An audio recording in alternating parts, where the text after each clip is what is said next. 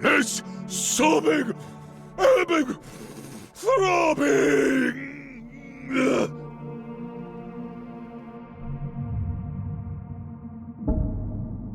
Violence is merely nature in the Exiled Lands, but only a few names can hold the title of cruel. Nunu the Cannibal may indeed be one of the cruelest among them all.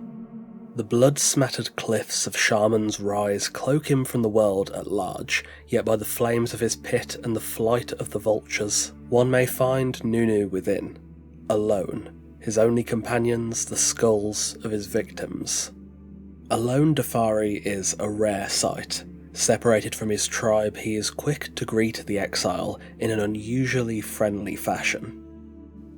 Stay your hand, stranger. Come, look into the pit. The Lord of Empty Abodes awaits therein. I am his shaman, Nunu. Your coming was revealed to me in the whispering of a bat's wings. Nunu the Cannibal is a fierce zealot of Yog Sothoth, the Lord of Empty Abodes. Worshipped primarily by the cannibals of Darfar, Yog's commands are clear.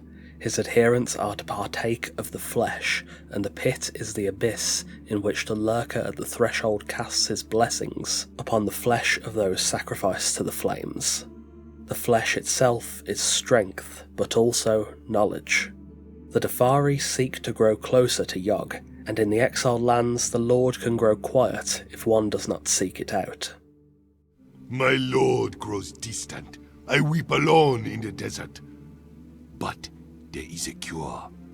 The smoke of the lotus, it deafens the world, and so that the whisper of Yog becomes a roaring shout. Nunu himself is a shaman, tasked with communing with Yog. His mask, that of the witch doctor, is forged of an ancient tradition. Through these masks the shamans see the dead, and some believe manifestations of Yog himself. The role of a shaman is vital to each tribe, yet here sits Nunu alone. What of his people? Nunu himself will admit to the cause of his solitude. My crime was my belief. What matter the age of the flesh that my lord consumes? Does the Lord of Empty Abodes make a distinction between flesh in the womb and flesh outside of it?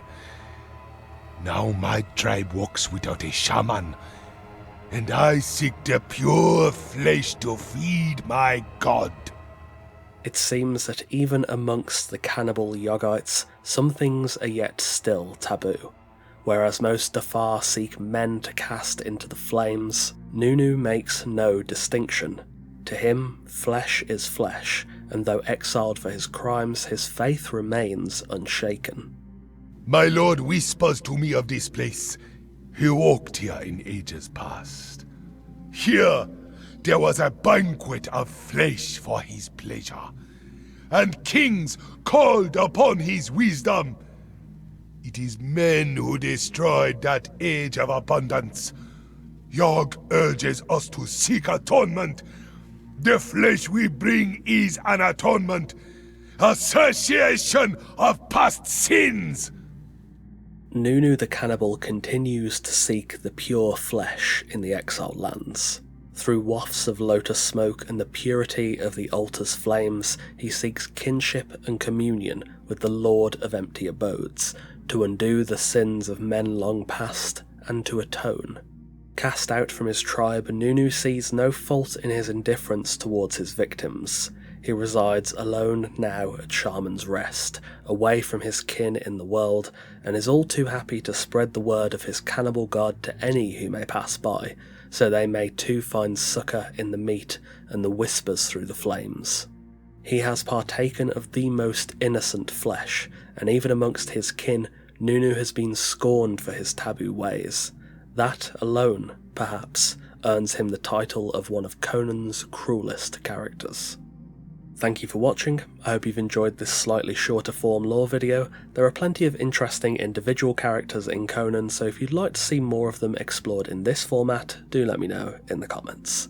On that note, a massive thanks to our wonderful esteemed coffee cultists for continuing to support the channel over on Patreon. If you want to see videos early and support the channel directly, consider joining us over on Patreon, link in the description and pinned comment.